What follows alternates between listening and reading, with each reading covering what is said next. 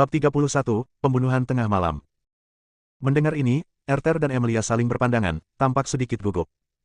Mereka telah mendengar sebelumnya bahwa Guru Fu sombong, menganggap dirinya tinggi, dan memandang rendah semua orang. Namun mereka tidak menyangka bahwa Tuan Fu tidak akan memberi mereka muka sedikit pun, dan penghinaannya tampak jelas begitu dia membuka mulutnya. Tuan Fu, Erter hendak datang untuk menyelamatkan. Fang Yu berkata, informasi apa yang kamu miliki? Aku tidak mengatakan aku harus membelinya. Tuan Fu mencibir dan berkata, apapun yang kau inginkan, aku sediakan di sini. Oh, kalau begitu aku ingin bertanya, apakah kau punya informasi tentang kitab Shinto yang hilang 3.000 tahun lalu? Atau apakah kau punya informasi relevan tentang sekte makam hitam yang tiba-tiba menghilang 2.000 tahun lalu? Fang Yu berkata dengan ringan. Ekspresi Guru Fu berubah sedikit. Dia bahkan belum pernah mendengar tentang kitab Shinto atau sekte makam hitam yang disebutkan Fang Yu, jadi bagaimana dia bisa mendapatkan informasi tentang mereka? Apakah menurutmu kau bisa menunjukkan bahwa aku tidak punya cukup informasi dengan mengarang beberapa kata? Dasar bocah bodoh. Di seluruh Jiangnan, siapa yang tidak tahu bahwa aku, Yoshi Fu, punya informasi paling banyak. Bahkan para ahli bela diri terkenal itu harus memanggilku Kakak Fu dengan sopan saat mereka melihatku. Setelah Yoshi selesai berbicara, dia berdiri. Wah, biar ku katakan padamu, aku tidak menyukaimu dan tidak ingin berbisnis denganmu. Keluar dari sini sekarang, aku akan terus bermain kartu, kata Yoshi saat dia hendak pergi. Erter dan putrinya, yang berdiri di samping, memiliki ekspresi muram di wajah mereka. Mereka tidak menyangka Yoshi akan begitu sulit dilayani. Tidak akan ada kesepakatan jika kita tidak sepakat. Tuan Fu, Tuan Fang adalah tamu terhormat keluarga Ji kami, silakan. Erter melangkah maju dan ingin membujuk Yoshi. Yoshi mengayunkan lengan bajunya, mendengus dingin, dan berkata, bahkan jika dia putramu, aku tidak menyukainya, aku tidak menyukainya. Aku tidak akan berbisnis dengannya, aku tidak akan berbisnis dengannya. Bahkan jika kamu seorang ahli bela diri, kamu tidak bisa memaksaku untuk berbisnis. Tuan Fu, Emilia tampak tidak senang dan melangkah maju, mencoba membujuknya. Kesepakatan malam ini difasilitasi oleh keluarga Ji mereka, tetapi sekarang bukan hanya kesepakatan itu gagal, Fang Yu juga kehilangan nilainya hingga tidak ada. Dengan hasil seperti itu, bagaimana mereka bisa menghadapi Fang Yu? Menatap Emilia di depannya, sekilas nafsu melintas di mata Yoshi. Baiklah, jika kamu bersedia membayar harganya, aku bersedia berbicara dengan orang itu. Melihat mata Yoshi, Emilia segera mengerti apa maksudnya, dan wajah cantiknya berubah dingin karena marah. Hehe, kalau kamu tidak mau, lupakan saja. Aku tidak memaksamu. Yoshi berkata dengan senyum nakal lainnya. Emilia hendak berbicara ketika sebuah suara datang dari belakang. Aku akan mengajarimu cara menangani anjing berkeropeng ini. Orang yang berbicara adalah Fang Yu, yang sudah berjalan di depan Yoshi. Yoshi tampak tidak senang dan berkata, apakah kamu memanggilku anjing berkeropeng? Ya, kau bukan hanya bocah berkeropeng, tetapi juga orang tua mesum yang lemah. Fang Yu berkata dengan ringan. Kalimat ini menyentuh titik lemah Yoshi. Kekurangan yang adalah rahasianya, tidak ada orang lain yang tahu. Sebelum setiap aksi, ia selalu harus meminum pil pelepasan tertunda secara oral sehingga ia hanya dapat bertahan beberapa menit saja. Dasar bajingan kecil, aku akan menutup mulutmu. Mata Yoshi dipenuhi dengan kebencian, dan dia tiba-tiba menyerang Fang Yu di depannya. Sebagai prajurit bawaan tahap ke-11, dia sama sekali tidak menganggap serius Fang Yu. Namun detik berikutnya, wajah Yoshi berubah. Serangan mendadaknya itu tidak hanya gagal melukai Fang Yu, tetapi malah menyebabkan Fang Yu menjepit tangan kanannya. Kau sangat sombong dengan kekuatan yang sangat kecil. Kau beruntung tidak dipukuli sampai mati oleh orang lain sebelumnya. Fang Yu meraih tangan kanan Yoshi dan menariknya dengan lembut. Retakan. Tangan kanan Yoshi terkilir dan dia berteriak kesakitan. Tetapi pada saat yang sama, Yoshi ingin melawan dan menamparkan dada Fang Yu dengan telapak tangan kirinya. Boom! Fang Yu dengan mudah meraih tangan kiri Yoshi dan melakukan hal yang sama. Retakan. Lalu kaki kiri. Retakan. Kaki kanan. Retakan. 4 suara renyah berturut-turut terdengar, disertai teriakan Yoshi. Semua anggota tubuh Yoshi terpotong dan dia jatuh ke tanah. Semakin dia menggerakkan anggota tubuhnya, semakin sakit rasanya. Erter dan putrinya merasakan hawa dingin di hati mereka ketika melihat pemandangan ini. Betapa menyakitkannya ini. Fang Yu menatap Yoshi yang berwajah pucat dan berkata, bagaimana? Apakah kamu merasa nyaman? Sebaiknya kau sambungkan kembali anggota tubuhku. Aku bersedia bertukar denganmu. Aku bersedia bertukar denganmu. Teriak Yoshi. Ayo kita lakukan kesepakatannya sekarang, kata Fang Yu. Yoshi tertegun sejenak, lalu mengangguk cepat dan berteriak, informasi apa yang ingin kamu ketahui? Katakan padaku sekarang. Sekarang dia merasakan sakit setiap detiknya, dan dia hanya ingin menyambung kembali anggota tubuhnya sesegera mungkin. Aku ingin tahu, ngomong-ngomong, berapa biaya transaksi ini? Harganya harus dinegosiasikan terlebih dahulu, kalau tidak akan ada konflik nanti. Fang Yu berkata perlahan. Tidak, aku tidak akan meminta bayaran. Aku tidak akan meminta bayaran. Katakan saja sekarang, kata Yoshi sambil hampir menangis. Bukan ide yang bagus untuk tidak mengambil uangnya, kan? Aku tidak suka berutang budi kepada orang lain, jadi aku harus menunjukkan rasa terima kasihku. Fang Yu mengerutkan kening. Kalau begitu berikan aku sedikit. Cepatlah, Yoshi tidak dapat menahan tangisnya. Sakit sekali. Fang Yu menyentuh sakunya dan berkata tanpa daya, tapi aku lupa membawa uang hari ini. Melihat Fang Yu menggoda Yoshi seperti ini, Emilia tertawa terbahak-bahak. Aku tidak menginginkan uang, aku benar-benar tidak menginginkan uang. Yoshi menangis dengan air mata dan ingus. Baiklah, karena kau bersikeras, aku hanya bisa dengan berat hati tidak memberimu uang itu. Fang Yu berkata, dan bertanya dengan serius, apakah kau punya informasi tentang monster itu? Raksasa. Otak Yoshi bekerja cepat dan dia segera mengingat informasi yang diterimanya 2 tahun lalu. Ya, dan itu di daerah Jiangnan. Kau hubungkan dulu anggota tubuhku, aku sangat kesakitan sampai tidak bisa bernapas, kata Yoshi. Fang Yu membungkuk dan mengambil kembali kaki kiri Yoshi. Silakan, kata Fang Yu. Meski hanya satu kaki yang disambungkan kembali, rasa sakitnya jauh berkurang. Ada hutan purba di kota Sanhua. Selama beberapa waktu, auman binatang buas sering terdengar. Pihak berwenang mengirim orang untuk menyelidiki, tetapi tidak ada satu orang pun yang keluar. Kemudian, sekelompok tentara dikirim, tetapi tetap tidak ada seorang pun yang keluar. Setelah itu, hutan diblokir, dan sekarang sudah lebih dari 2 tahun, kata Yoshi. Setelah mendengarkan kata-kata Yoshi, Fang Yu berpikir. Kota Sanhua, hutan purba, raungan binatang buas. Kondisi ini memang sesuai dengan kemunculan monster. Apakah kamu yakin apa yang kamu katakan itu benar? Tanya Fang Yu. Aku bersumpah, jika ada satu kebohongan pun dalam perkataanku, aku akan disambar petir. Yoshi bersumpah dengan sumpah yang beracun. Fang Yu memikirkannya dan kemudian menyambungkan kembali 3 anggota tubuh Yoshi yang tersisa. Yoshi menghela napas lega dan berdiri dengan gemetar. Pergilah, dan jangan bersikap sombong lagi di masa depan, kata Fang Yu. Yoshi sudah sangat menderita, bagaimana mungkin dia berani mengucapkan kata-kata kasar kepada Fang Yu. Tuan Fu, saya akan meminta seseorang mengantar Anda pergi, kata Erter. Setelah itu, seorang sopir datang ke atas dan membantu Yoshi yang sedang menderita nyeri pada anggota tubuhnya. Sebelum pergi, Yoshi berbalik dan bertanya, Tuan Fang, apakah Anda ingin memasuki hutan itu? Itu bukan urusanmu, jawab Fang Yu acuh tak acuh. Yoshi berbalik, tatapan matanya tajam. Dia masih punya informasi penting untuk diberitahukan kepadamu. Artinya, tahun lalu sekelompok prajurit juga mencoba memasuki hutan. Mereka mengira di mana monster muncul, pasti ada harta tak ternilai lainnya. Kekuatan kelompok prajurit itu sangat bagus, dan sebagian besar dari mereka memiliki kekuatan bawaan tingkat ke-8 atau ke-9. Namun setelah kelompok prajurit itu masuk, hanya satu prajurit yang lolos. Ia terluka parah dan akhirnya meninggal. Prajurit yang melarikan diri itu hanya meninggalkan satu kalimat, yang ada di hutan itu bukan binatang iblis, tapi monster. Jangan masuk. Fang Yu, kamu harus masuk, dan kemudian kita lihat bagaimana kamu mati. Pikir Yoshi dengan kejam. Setelah Yoshi pergi, Fang Yu duduk di sofa dan meminum teh yang dibuat sendiri oleh Emilia. Tuan Fang, apakah Anda ingin memasuki hutan itu? Tanya Emilia. Tentu saja, selama ada kemungkinan monster itu ada, aku harus pergi ke sana, kata Fang Yu. Tapi aku selalu merasa bahwa apa yang dikatakan Tuan Fu tidak dapat dipercaya. Dia mungkin punya hal lain untuk dikatakan, kata Emilia sambil mengerutkan kening. Tidak apa-apa, kata Fang Yu. Baginya, tidak akan ada bahaya sama sekali kecuali ada seorang abadi di hutan itu. Ngomong-ngomong, Tuan Fang, orang-orang di aula tadi, Emilia teringat pada Jiang Zhenlong dan 2 orang lainnya lalu bertanya. Kedua gadis itu adalah teman sekelasku, kata Fang Yu. Teman sekelas. Emilia menatap seragam sekolah Fang Yu dan tiba-tiba menyadari sesuatu, ekspresinya sedikit berubah. Ya, aku masih siswa SMA, kata Fang Yu. Fang Yu telah lama kehilangan rasa malunya ketika berpura-pura muda. Bagaimanapun, dia tidak akan menjadi tua. Dia telah lupa usianya yang sebenarnya, jadi dia akan selalu berusia 18 tahun. Tahun terakhir, Emilia menatap Fang Yu, cahaya aneh berkelebat di matanya yang indah. Fang Yu memiliki kepribadian yang kuno dan kekuatan yang dahsyat, tetapi dia masih berada di tahun terakhirnya di sekolah menengah atas. Ini berarti masa depan Fang Yu tidak terbatas. Fang Yu begitu luar biasa sekarang, tidak terbayangkan seberapa tinggi ia akan mencapainya di masa mendatang. Melihat Emilia di depannya, Fang Yu selalu teringat pada wanita di masa lalu itu dan merasa sangat tidak nyaman. Aku pergi dulu. Fang Yu meminum tehnya dan berdiri. Saat aku sampai rumah dengan mobil keluarga Ji, waktu sudah menunjukkan pukul 11.30 malam. Lampu di lantai pertama telah dimatikan, dan Yasmin dan putrinya seharusnya tertidur. Fang Yu naik ke atas, membuka kunci pintu, dan berjalan ke dalam rumah. Suatu perasaan aneh merasuki diriku. Seseorang sedang mengawasinya. Tidak mungkin ada orang di ruangan itu. Kalau tidak, Fang Yu pasti sudah mengetahuinya sejak lama. Dengan kata lain, orang tersebut berada di luar rumah.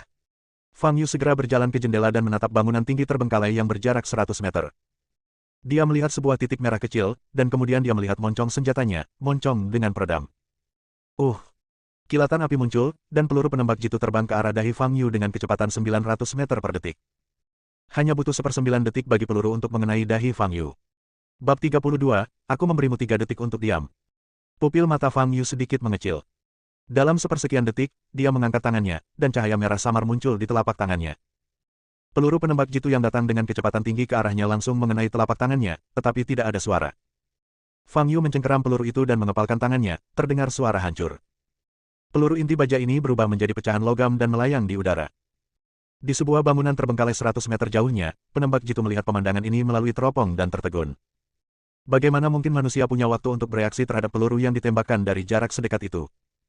Dalam waktu sekitar 0,1 detik, saya khawatir Anda bahkan tidak bisa berkedip, bukan? Tetapi Fang Yu tidak hanya mengangkat tangannya, tetapi juga menangkap peluru itu dengan tangannya. Itu peluru yang ditembakkan dari senapan runduk. Bila ditembakkan dari jarak sekitar 100 meter, kekuatannya cukup untuk menembus pelat baja. Apakah orang ini manusia atau hantu? Keringat dingin membasahi dahi sang penembak dan jantungnya berdebar kencang.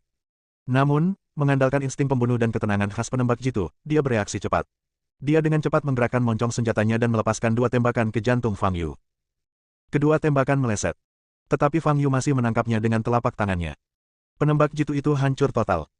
Dia sangat gelisah dan hanya ingin meninggalkan tempat ini secepat mungkin. Namun saat dia hendak menyimpan senjatanya, dia melihat Fang Yu di teropong bidik, tersenyum padanya.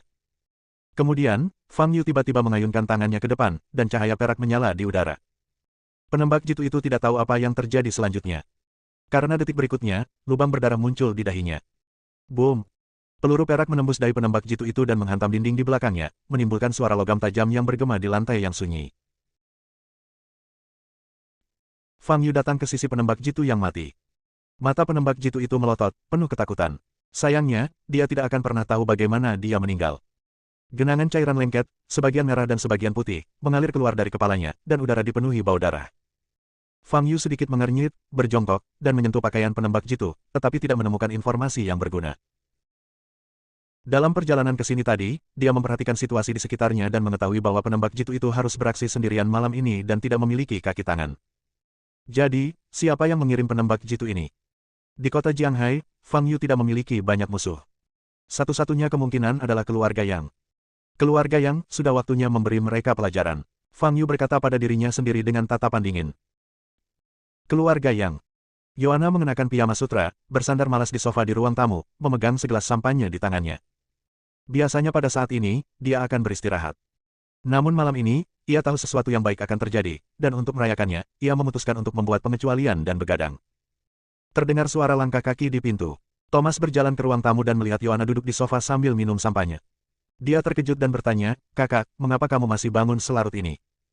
"Saya sedang menunggu kabar," kata Yoana sambil tersenyum. Kemudian, dia melihat bekas telapak tangan yang merah dan bengkak di pipi kiri Thomas, dan wajahnya langsung berubah dingin. "Ada apa dengan wajahmu?" Thomas menyentuh pipinya dan masih sedikit sakit. Tamparan Fang Yu cukup kuat. Dalam keadaan normal, jika seseorang menamparnya di depan umum, Thomas pasti akan bergegas dan melawan orang tersebut sampai mati. Tetapi malam ini, untuk membuat Fang Yu dan Clara putus, dia tidak melakukannya. Namun, itu tidak berarti Thomas akan melupakan tamparan ini. Dia harus membalas dendam. Tanpa Clara sebagai pendukungnya, Fang Yu hanyalah seorang yatim piatu tanpa ayah atau ibu. Ada 1000 cara untuk menghadapinya. Siapa yang melakukannya? Yoana bertanya lagi ketika dia melihat wajah muram Thomas. "Kakak, aku bisa menangani masalah ini sendiri," kata Thomas. "Tidak, katakan padaku siapa yang melakukannya." Yoana berkata dengan suara dingin dan wajah dingin. Thomas adalah tuan muda keluarga Yang dan saudara laki-lakinya yang paling dicintai. Jika kakaknya ditampar, itu seperti Yoana yang ditampar, dan keluarga Yang juga ditampar. Ini sama sekali bukan masalah sepele. Keluarga Yang saat ini sedang bangkit dan tidak akan mentolerir provokasi apapun. Melihat ekspresi Yoana yang tidak perlu dipertanyakan lagi, Thomas tidak punya pilihan selain menjawab, dia adalah seorang pria bernama Fang Yu. "Malam ini aku." Mendengar kata Fang Yu, raut wajah Yoana berubah, dan dia langsung menyela Thomas dan bertanya, "Fang Yu, apakah Fang Yu menamparmu?" Melihat reaksi Yoana, Thomas tertegun sejenak dan menjawab, "Baiklah, saudari. Pernahkah kamu mendengar tentang Fang Yu?" Yoana dan Yang Saorong tidak pernah menyebut Fang Yu kepada Thomas sebelumnya. Setelah menyelidiki, Yoana mengetahui bahwa Fang Yu belajar di sekolah menengah Jianghai, dan mengetahui dari Yang Saorong bahwa dia memiliki hubungan baik dengan keluarga Tang dan bahwa Jaden sangat menghargainya. Tetapi Yoana tidak menyangka Fang Yu berani menyerang Thomas. Ini merupakan provokasi terhadap keluarga Yang. Anjing sialan ini. Kakak, kamu tidak perlu terlalu marah. Aku bisa mengatasinya sendiri. Bajingan itu yatim piatu. Akan mudah bagiku untuk menghadapinya, kata Thomas. Ekspresi Yoana muram hanya sesaat. Karena dia tahu bahwa setelah malam ini, Fang Yu, duri dalam dagingnya, akan lenyap sepenuhnya. Dia menyewa organisasi pembunuh paling profesional untuk membunuh Fang Yu. Organisasi pembunuh ini telah mengambil banyak misi untuk membunuh prajurit tingkat tinggi dengan tingkat kegagalan 0. Konon, beberapa Grandmaster setengah langka pun tewas dalam skema pembunuhan yang mereka atur dengan hati-hati. Fang Yu memang sangat kuat, begitu kuatnya hingga ia dapat dengan mudah mengalahkan haki yang berada di alam bawaan tingkat ke-9. Tetapi sekuat apapun dia, bisakah dia lebih kuat dari seorang Grandmaster setengah langkah? Kamu tidak perlu melakukan apapun. Fang Yu akan segera membayar harganya. Yoana menyesap sampannya, tersenyum dingin, dan berkata, "Kakak, apa maksudmu?" Thomas tertegun dan bertanya. "Duduklah, dan minumlah sesuatu juga." Yoana memberi isyarat kepada Thomas untuk duduk. Thomas benar-benar bingung dan tidak mengerti apa maksud Yoana. "Menurutmu mengapa aku begadang sampai larut malam?" "Aku sedang menunggu kabar kematian Fang Yu." Yoana menuangkan segelas sampahnya untuk Thomas dan menceritakan kepadanya apa yang telah dilakukan Fang Yu sebelumnya. Setelah mendengar ini, wajah Thomas menjadi jelek dan dia berkata, "Fang Yu sialan ini. Ternyata dia sudah lama memprovokasi keluarga yang kita. Mengapa kamu dan ayah memberitahuku hal-hal ini sebelumnya?" "Ayahku dan aku bisa menangani hal-hal ini, dan tentu saja kami tidak ingin memengaruhimu," kata Yoana. Thomas tampak galak dan berkata, "Kakak, aku akan pergi ke tempat kejadian untuk melihat jasad Fang Yu nanti." Begitu Thomas selesai berbicara, telepon di meja di sebelahnya berdering. Yoana melirik Thomas, lalu berdiri dan pergi menjawab telepon. Thomas tersenyum kejam di wajahnya, karena dia tahu bahwa panggilan ini berarti Fang Yu sudah mati. Namun, Yoana, yang mendengarkan telepon, tampak sangat muram. "Mengapa gagal? Bukankah mereka mengatakan tingkat kegagalannya 0? Nona Yang, saya juga tidak tahu detailnya. Tim mereka juga tampak sangat terkejut. Saya mendengar bahwa penembak jitu itu meninggal secara tragis. Saya tidak peduli dengan hidup atau mati mereka, saya hanya ingin tahu mengapa misi itu gagal. Saya telah memberi mereka hadiah yang sangat besar, dan saya tidak akan pernah membiarkan kegagalan." Yoana sangat marah dan meninggikan suaranya. Petik 2. Tim mereka baru saja mengirimi saya pesan yang mengatakan bahwa ada rencana kedua, tetapi rencana ini mungkin secara tidak sengaja melukai orang lain. Biarkan mereka mengeksekusinya segera. Selama Fang Yu bisa dibunuh, tidak ada yang penting lagi, kata Yoana dingin. Setelah berkata demikian, Yoana membanting telepon itu ke atas meja. "Kakak, ada apa?" Thomas bertanya dengan cepat. "Misi malam ini gagal. Mereka tidak hanya gagal membunuh Fang Yu, tetapi mereka juga kehilangan seorang penembak jitu," ucap Yoana setelah menarik napas dalam-dalam. Boom! Thomas meninju meja kopi dengan keras dan berkata, "Bagaimana ini bisa terjadi? Mungkinkah bajingan Fang Yu benar-benar memiliki kemampuan yang luar biasa?" "Jangan khawatir, mereka punya rencana kedua. Kita hanya perlu menunggu dengan sabar." Yoana menenangkan diri dan berkata. Keesokan harinya, Fang Yu datang ke kelas. Setelah pesta ulang tahun Lily tadi malam, tak seorang pun di kelas yang memperhatikan Fang Yu dengan baik. Mereka bahkan ingin bersama-sama menemui kepala sekolah untuk meminta agar Fang Yu dikeluarkan dari kelas utama, tetapi mereka tidak mempunyai alasan yang tepat untuk saat ini. Fang Yu mengabaikan tatapan itu dan duduk kembali di kursinya. Beberapa menit kemudian, Clara juga datang ke kelas dan melirik Fang Yu dengan tatapan dingin. Setelah apa yang terjadi tadi malam, hubungannya dengan Fang Yu telah mencapai titik beku.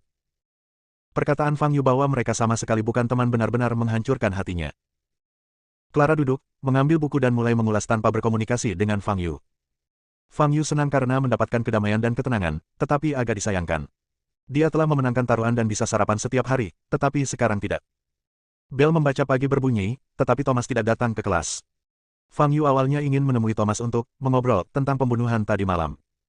Tampaknya tidak ada kesempatan hari ini. Saat istirahat, Lily datang ke meja Clara, mula-mula menatap Fang Yu dengan jijik, lalu berbicara kepada Clara. "Lily, apakah Thomas terluka parah? Mengapa dia tidak datang hari ini?" Clara bertanya dengan hati-hati. "Tidak apa-apa, hanya ada bengkak besar di wajahku. Kelihatannya tidak bagus, jadi aku minta cuti," kata Lily.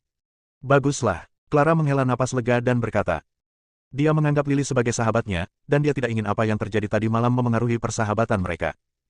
Jika Thomas benar-benar terluka parah oleh Fang Yu, Clara akan merasa sangat bersalah.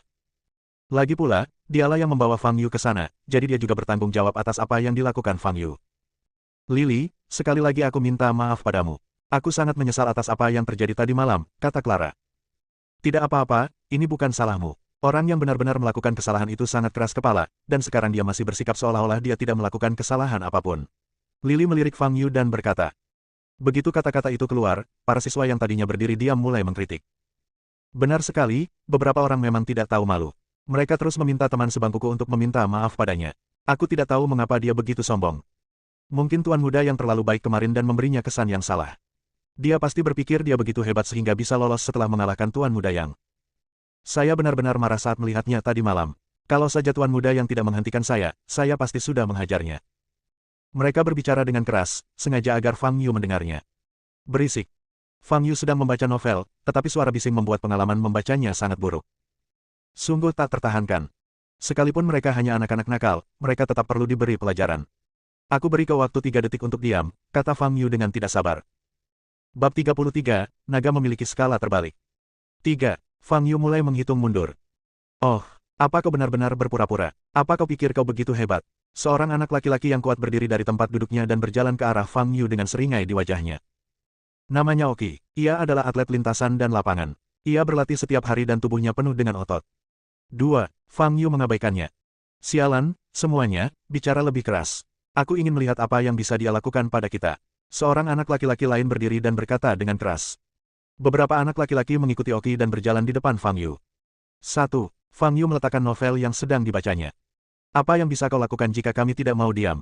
Jika kau berani menyerangku, aku tidak akan bersikap toleran dan penyayang seperti Tuan Muda Yang. Aku tidak akan percaya padamu kecuali aku merontokkan beberapa gigimu. Oki berdiri di depan Fang Yu dan berkata dengan senyum provokatif. Aku memberimu kesempatan. Fang Yu berkata sambil berdiri dan menatap Oki di depannya. Persetan dengan ibumu, kau benar-benar pecundang. Oki memasang ekspresi garang di wajahnya. Ia mengambil sebuah buku dan menamparkannya ke wajah Fang Yu. Fang Yu tetap tenang, melambaikan tangan kanannya, dan menepis buku itu. Kemudian, dia mengangkat lututnya dan memukul perut Oki. Gerakan Fang Yu begitu cepat sehingga Oki tidak sempat bereaksi. Dia dipukul keras di bagian perut dan menjerit kesakitan. Oki memegangi perutnya dan membungkuk. Ia merasa seolah-olah seluruh tenaga dalam tubuhnya telah terkuras habis dan ia tidak dapat mengerahkan tenaga apapun. Fang Yu mengulurkan tangan dan mencengkeram kera Oki lalu mengangkatnya. Oki tingginya 1,85 meter dan beratnya hampir 90 kg. Ia tergantung di udara dan tidak bisa bergerak. Anak-anak yang awalnya mengikuti Oki sangat ketakutan hingga mereka mundur beberapa meter.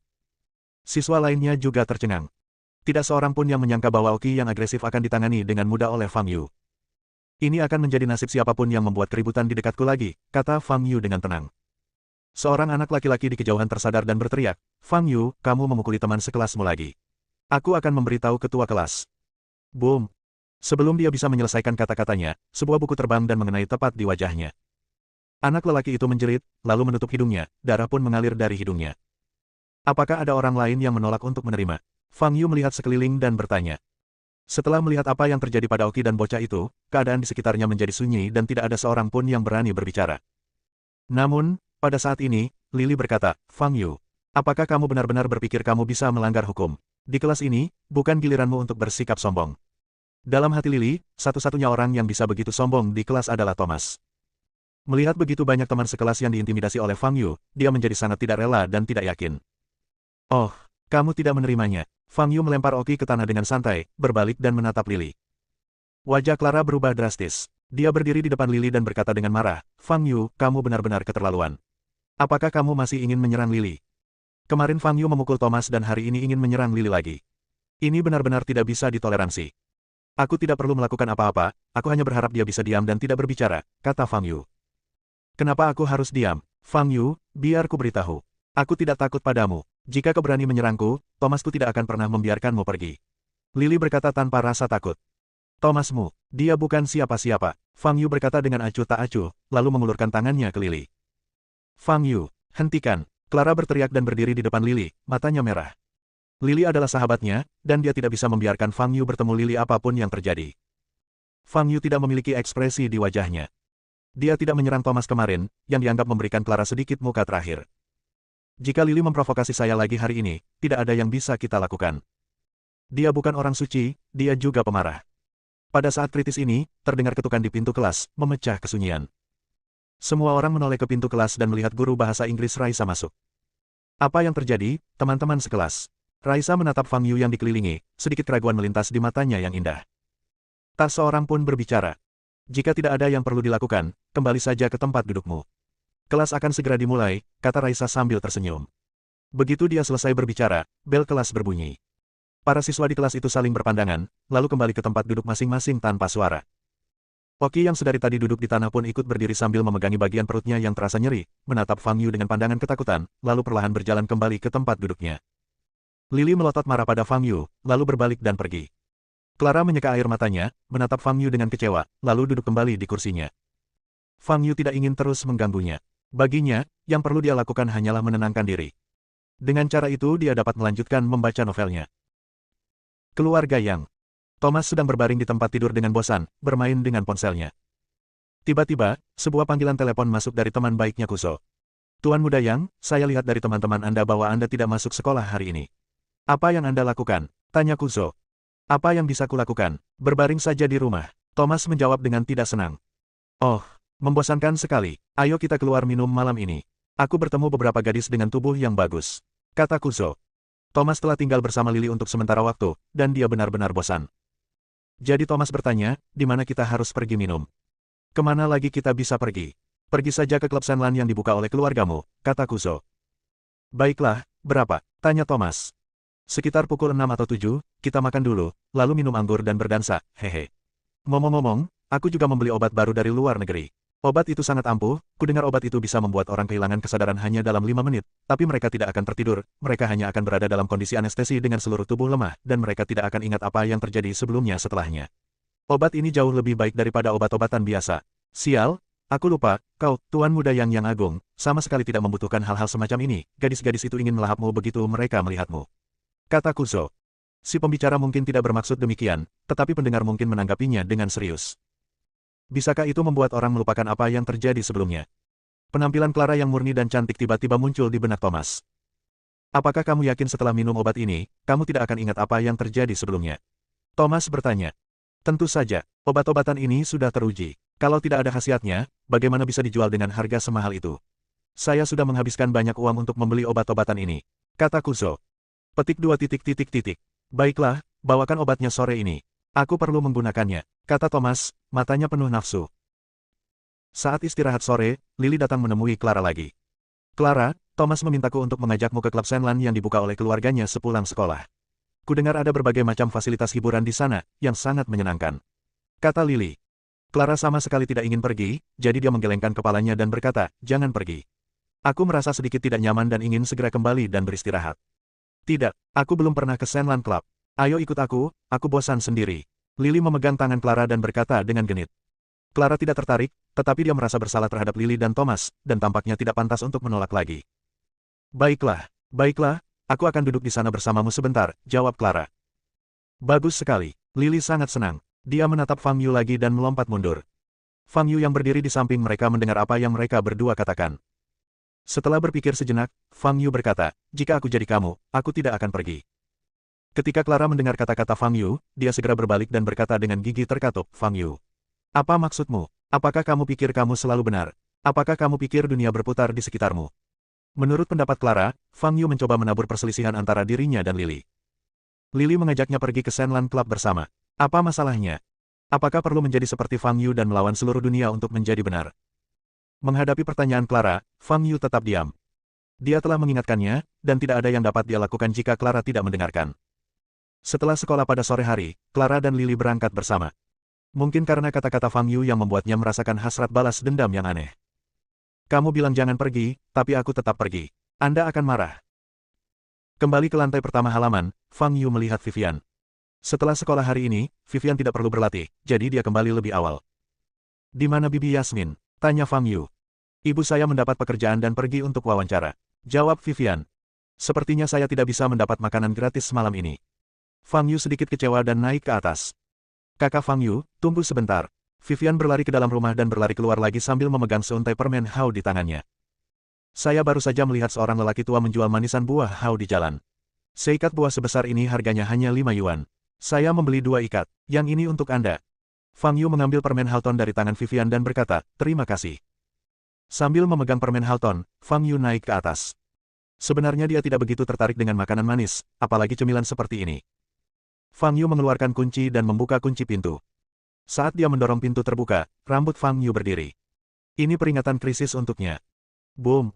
Detik berikutnya, terjadi semburan api dan ledakan keras di ruang tamu. Bangunan dua lantai ini langsung runtuh. Hanya dalam hitungan detik, bangunan kecil itu berubah menjadi reruntuhan. Misi tercapai. Beberapa kilometer jauhnya, di sebuah kamar hotel, seorang pria menutup laptopnya dan bersiap untuk pergi. Dia bahkan tidak perlu peduli apakah Fang Yu hidup atau mati. Dengan kekuatan bom sebesar itu, kecuali lawannya berada di level jago bela diri, tidak mungkin dia bisa bertahan hidup. Suatu sosok berdiri di tengah reruntuhan. Itu Fang Yu. Dalam pelukannya, dia menggendong seorang gadis yang wajahnya berlumuran darah.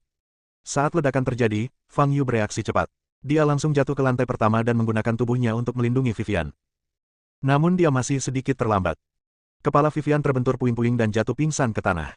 Kaki kanannya juga patah karena tertimpa lempengan batu. Ledakan itu membuat beberapa penduduk yang tersisa di sekitar ketakutan dan mereka berlarian keluar untuk melihat apa yang terjadi. Ada apa? Ada apa? Yasmin yang kebetulan sudah kembali ke rumah, melihat rumahnya telah menjadi puing dan pikirannya menjadi kosong sejenak. Fang Yu memperhatikan Yasmin dan berjalan sambil menggendong Vivian. Vivian, ketika Yasmin melihat wajah Vivian berlumuran darah, dia sangat ketakutan hingga matanya menjadi gelap dan dia hampir pingsan. Bibi Yasmin, tenanglah dan panggil ambulans dulu. Vivian tidak terluka parah, dia hanya mengalami gegar otak ringan, kata Fang Yu. Bagaimana Yasmin bisa tetap tenang ketika dia melihat Vivian berlumuran darah? Dia tidak dapat menahan air matanya agar tidak mengalir, tetapi dia tahu Fang Yu benar dan dia harus memanggil ambulans terlebih dahulu. Fang Yu membaringkan Vivian di tanah, menempelkan tangan kanannya di dahi Vivian, dan mengalirkan aliran energi sejati untuk menutup luka Vivian, mencegahnya kehilangan darah. Kepala Vivian memang tidak terluka parah, tapi kaki kanannya patah. Fang Yu dapat membantunya menyambung kembali tulang-tulangnya, tetapi mungkin tidak akan pulih sepenuhnya. Kerusakan permanen semacam ini tidak dapat disembuhkan dengan mudah. Vivian mungkin mengalami kesulitan berjalan dengan kaki kanannya selama sisa hidupnya. Bibi Yasmin, jangan panik. Tunggu saja ambulans datang dan bawa Vivian ke rumah sakit, kata Fang Yu kepada Yasmin. Bagaimana denganmu? Apa kau baik-baik saja? Fang Yu, suara Yasmin bergetar saat melihat pakaian Fang Yu yang compang camping. Aku baik-baik saja. Aku akan segera kembali. Fang Yu berkata dengan tenang. Saat dia berbicara, cahaya merah melintas di mata Fang Yu, tetapi Yasmin tidak menyadarinya. Sudah lama aku tidak semarah ini. Keluarga yang... Mata Fang Yu yang awalnya gelap berubah menjadi merah gelap. Setelah hidup selama hampir 5.000 tahun, emosinya telah mereda dan dia tidak peduli dengan banyak hal. Tetapi naga memiliki skala terbalik, dan akan marah jika disentuh. Keluarga yang dapat menghadapinya, tetapi mereka tidak dapat menyakiti orang-orang di sekitarnya. Thomas, Klub Shenlan. Mata Fang Yu berkilat merah, ekspresinya acuh tak acuh, dan dia melangkah maju. Malam ini, tidak ada seorang pun dari keluarga yang dapat melarikan diri. Bab 34, Fang Yu, aku salah. Klub Biru Tua.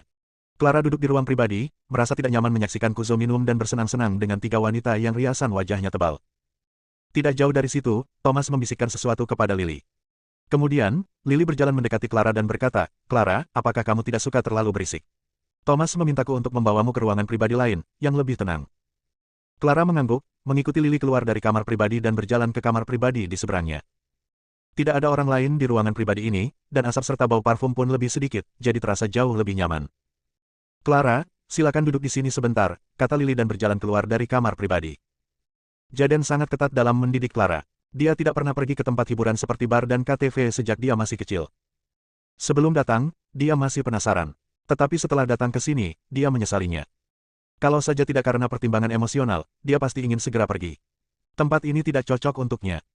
Tidak lama setelah Lily pergi, Thomas berjalan ke kamar pribadi sambil memegang segelas air matang.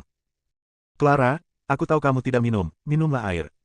Sambil tersenyum di wajahnya, Thomas meletakkan gelas berisi air dengan bahan tambahan di depan Clara. Terima kasih. Clara merasa sedikit haus, jadi dia mengambil cangkir air dan menyesapnya. Melihat Clara meminum air, sedikit kegembiraan melintas di mata Thomas. Kamu mungkin tidak terbiasa bermain di tempat-tempat seperti ini, kan? Kamu tampak sedikit tidak nyaman, kata Thomas. Jawab Clara. Sebenarnya dia tidak ingin berbicara dengan Thomas sendirian seperti ini, itu akan membuatnya merasa sangat aneh. Meskipun Thomas dan Lily sekarang bersama, dia masih menaruh hati pada Thomas jauh di dalam hatinya. Sampai batas tertentu merasa jijik. Saya tidak menunjukkannya pada hari kerja, hanya untuk menjaga emosi Lily. Klub Shenlan ini dibuka oleh adikku. Setiap orang yang bisa masuk ke sini memiliki status tertentu. Tidak ada orang dari kelas sosial manapun di sini. Kamu bisa tenang saja, kata Thomas. Oh, Clara mengangguk. Setelah mengatakan itu, Clara berdiri dan ingin keluar untuk mencari Lily. Tetapi saat dia berdiri di sana, dia tiba-tiba merasa kakinya lemas dan dia duduk kembali di sofa. Apa yang sedang terjadi?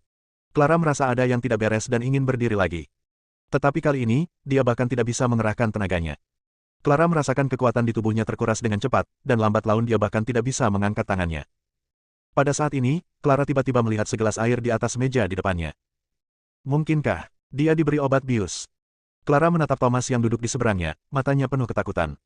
Apakah obatnya mulai berefek? Thomas memandang Clara yang terkulai di sofa, sedikit kegembiraan melintas di matanya. Efek obatnya bekerja jauh lebih cepat dari yang ia duga. Kamu, Clara membuka mulutnya, tetapi tidak ada suara yang keluar. Pada saat ini, Thomas berdiri dan berjalan di depan Clara, matanya penuh nafsu. Sejak pertama kali bertemu Clara, Thomas telah berpikir bahwa suatu hari dia akan mendapatkan Clara. Hari ini akhirnya tiba. Menatap wajah Clara yang halus dan sempurna, serta leher putihnya yang seperti giok, Thomas merasa panas di sekujur tubuhnya. Meskipun Clara tidak bisa berbicara, dia bisa melihat dengan jelas mata dan gerakan Thomas. Ternyata itu adalah obat yang diberikan Thomas kepadaku. Mengapa? Bukankah Thomas bersama Lily? Mengapa dia masih? Saat ini, Thomas memiliki. Aku sudah membuka ikat pinggangku. Clara memperhatikan tindakannya, tahu apa yang akan dihadapinya.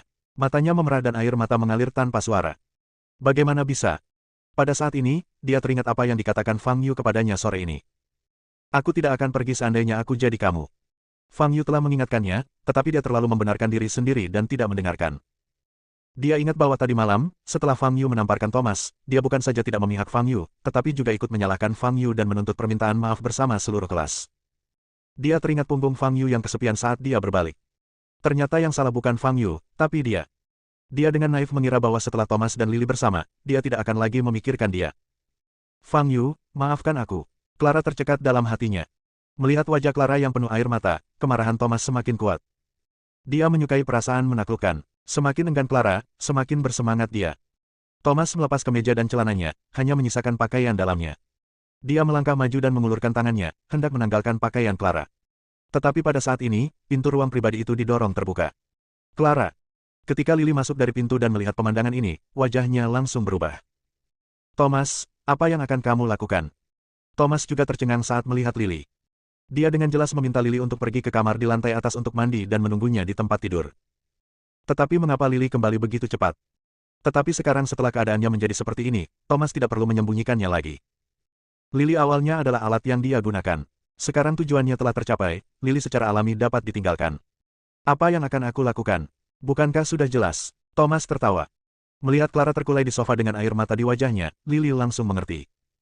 Thomas, bagaimana bisa kau melakukan ini?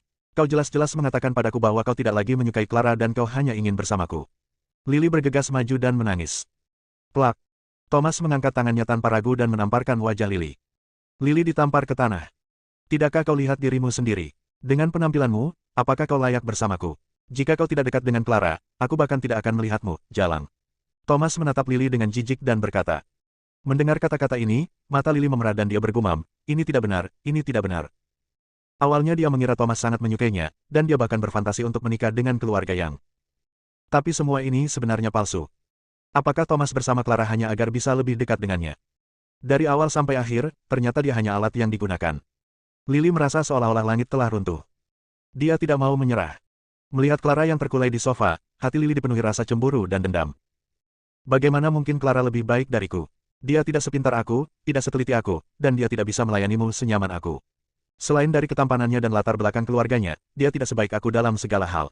Dan dia sangat dekat dengan Fang Yu, mungkin mereka pernah berhubungan seks. Thomas, aku. Lily berdiri dan menatap Thomas. Keluarlah dari sini sekarang juga dan jangan ganggu pekerjaanku. Thomas menarik Lily ke samping dan mengulurkan tangannya ke Clara.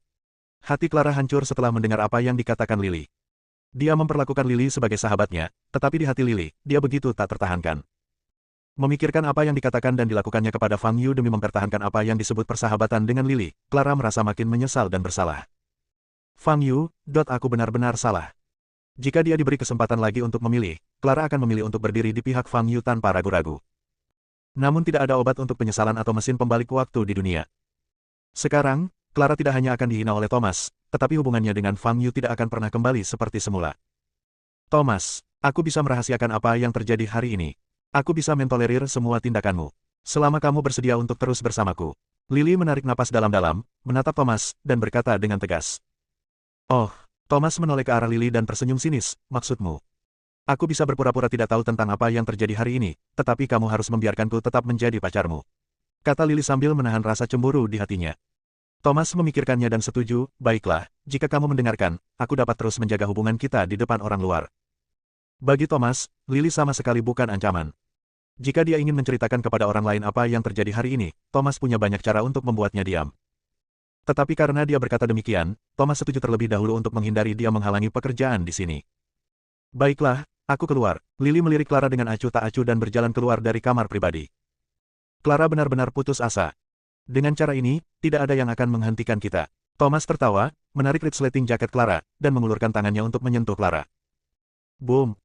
Tepat pada saat itu, suara keras terdengar di luar ruangan pribadi. Bab 35, Pemukulan Brutal. Fang Yu menendang petugas keamanan yang menghalangi jalannya dan berjalan langsung masuk.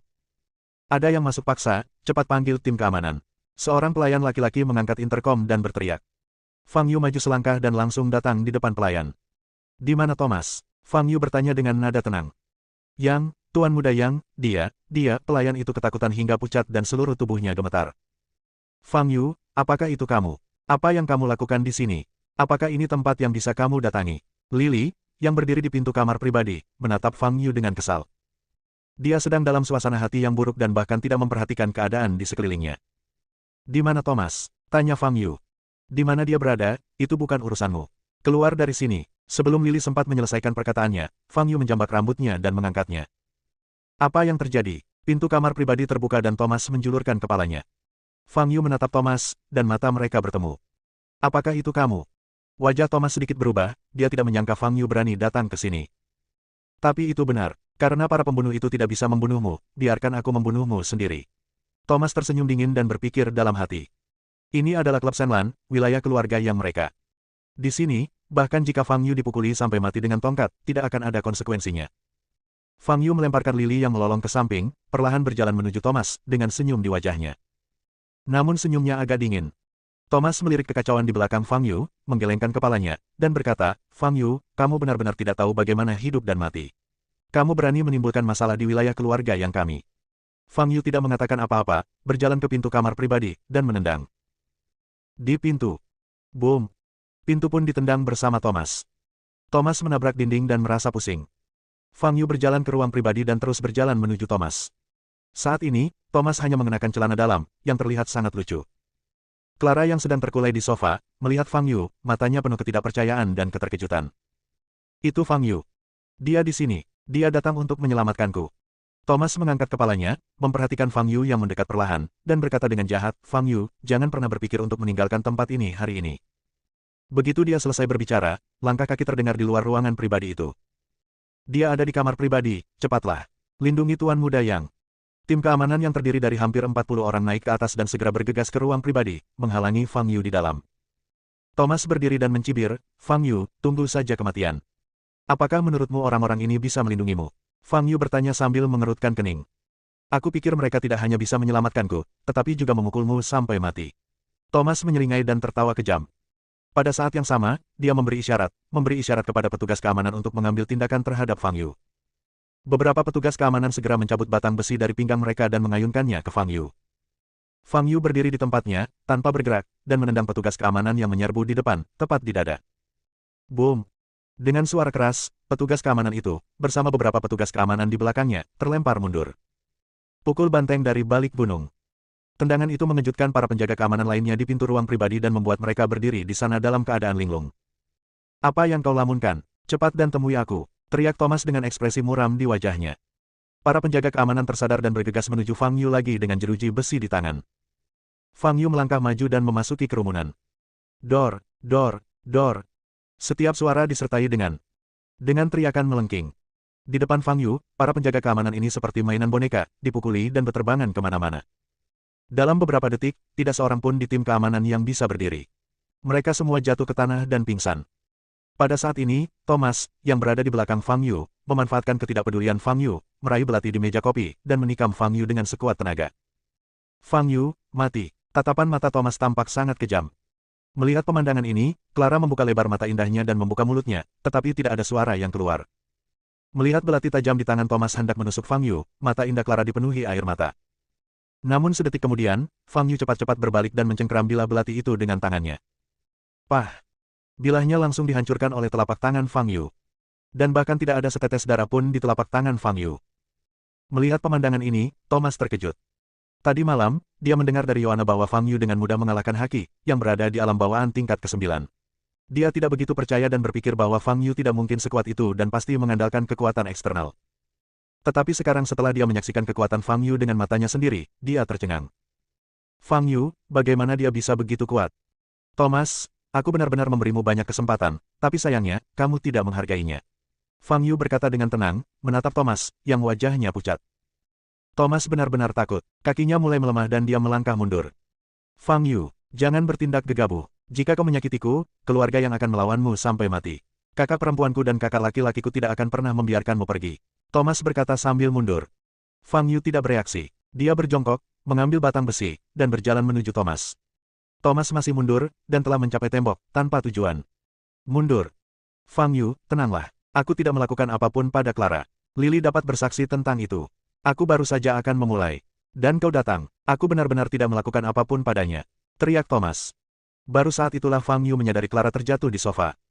Sebelumnya, dia hanya tahu ada seseorang di sana, tetapi dia tidak peduli siapa orang itu. Tampaknya dia diberi obat bius.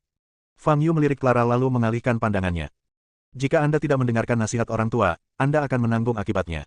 Pernyataan ini terutama benar ketika lelaki tua itu berusia hampir 5.000 tahun. Namun, Fang Yu tidak datang ke sini untuk Clara malam ini. Memikirkan Vivian dengan darah di seluruh wajahnya, mata Fang Yu menjadi lebih dingin. Kamu, jangan datang ke sini. Aku bisa memberikan apapun yang kamu inginkan. Teriak Thomas dengan kaki gemetar. Pada saat ini, bagaimana dia masih terlihat seperti tuan muda keluarga yang arogan dan mendominasi. Fang Yu datang di depan Thomas, mengangkat batang besi, dan memukul kaki kanan Thomas dengannya. Boom! Suara tulang patah yang paling mengerikan pun terdengar. Thomas menjerit, memegangi lutut kanannya dan melompat kesakitan. Fang Yu, apa yang kau lakukan?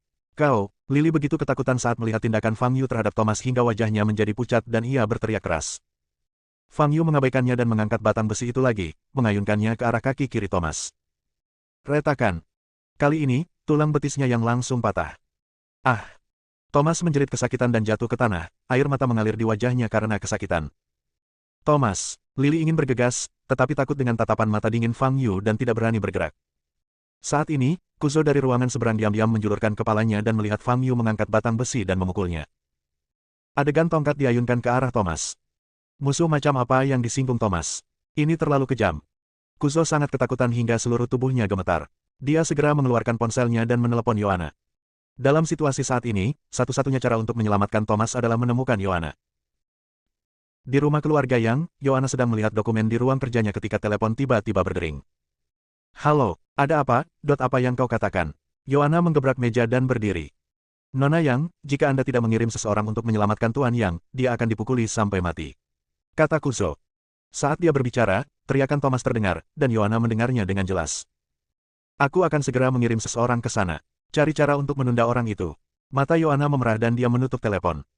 Fang Yu, itu pasti Fang Yu. Brengsek. Jantung Yohana berdetak sangat cepat, dan setelah mendengar teriakan Thomas, dia tidak bisa lagi tenang. Jika sesuatu benar-benar terjadi pada Thomas, dia pasti akan menghancurkan Fang Yu hingga menjadi debu. Yohana ingin segera keluar, tetapi setelah berjalan beberapa langkah, dia berhenti. Bahkan Haki, yang berada di alam bawaan tingkat ke-9, dengan mudah dikalahkan oleh Fang Yu. Jika dia pergi ke sana dengan gegabah, dia tidak hanya tidak akan bisa menyelamatkan Thomas, dia sendiri mungkin juga akan tertinggal. Aku tidak bisa melewatinya. Yohana merasa cemas dan berpikir tentang bagaimana cara mengatasinya. Keluarga yang masih memiliki beberapa prajurit tingkat 9, tetapi prajurit tingkat 9 bukanlah tandingan Fang Yu. Mencari kakak laki-laki. Kakak laki-laki tertuaku akhir-akhir ini sedang menyendiri dan tidak akan bisa kembali untuk sementara waktu. Pikiran Yohana bekerja cepat. Kemudian, dia teringat pada seorang Grandmaster setengah langkah yang pernah bekerja dengannya sebelumnya. Yohana segera mengangkat telepon dan menghubungi sebuah nomor. Tuan Han, aku butuh bantuanmu untuk sesuatu yang mendesak.